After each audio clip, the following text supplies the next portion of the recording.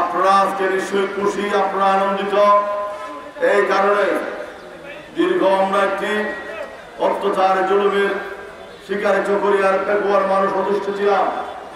সেই অতিষ্ঠ যন্ত্রণা থেকে মুক্তি হওয়ার জন্য গত 7 জানুয়ারি আবার শান্তিপূর্ণ নির্বাচনে জাতীয় সংসদ সদস্য হিসেবে আমরা যারা আজকের এই মঞ্চে উপস্থিত আছি, আমরা সকলে মিলে মেজর জেনারেল সৈয়দ ইব্রাহিমকে আমরা জাতীয় সংসদ নির্বাচনে বিজয়ী করেছি।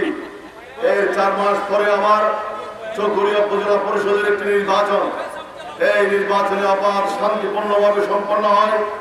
সেই আবার শান্তিপূর্ণ নির্বাচনে চকরিয়ার মাতামরির দল ভোট নির্বিশেষে এলাকার শান্তি শৃঙ্খলা উন্নয়ন ত্বরান্বিত করার জন্য, এখন দখলবাজ মুক্ত করার জন্য, সন্ত্রাসের রাজত্ব থেকে একটি মুক্ত বাতাস আমরা পাওয়ার জন্য আমাদের প্রিয় নেতা আলহাজ ফজলুল করিম সাঈদীকে আমরা দোয়া করিম প্রতীকে গত 21 মে আমরা বিপুল ভোটে নির্বাচিত করেছি। তার জন্য মহান রব্বুল আলামিন এবং চকরিয়া মাতামরিবাসীকে আমরা অভিনন্দন এবং কৃতজ্ঞতা জানাই।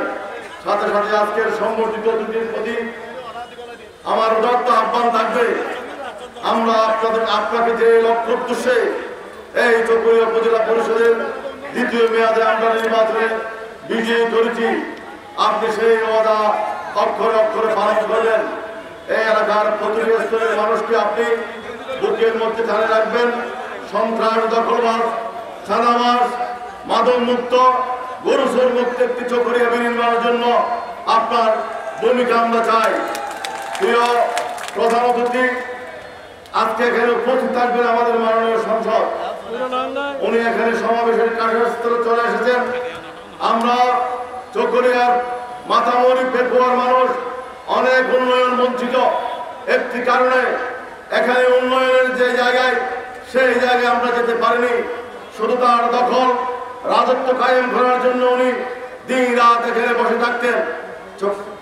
ঢাকায় গিয়ে সে উন্নয়ন ত্বরান্বিত করার জন্য ওনার যাওয়ার সুযোগ হয়নি।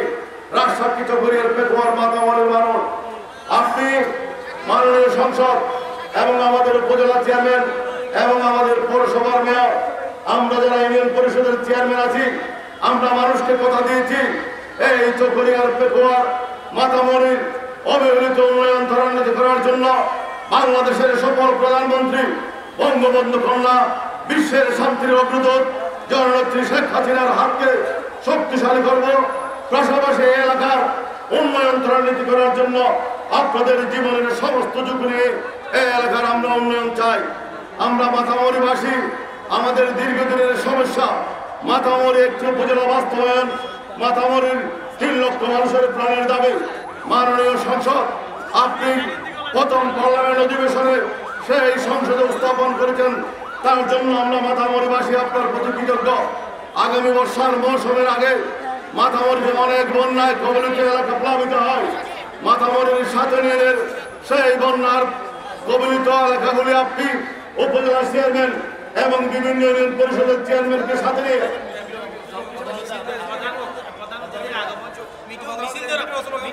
চুপ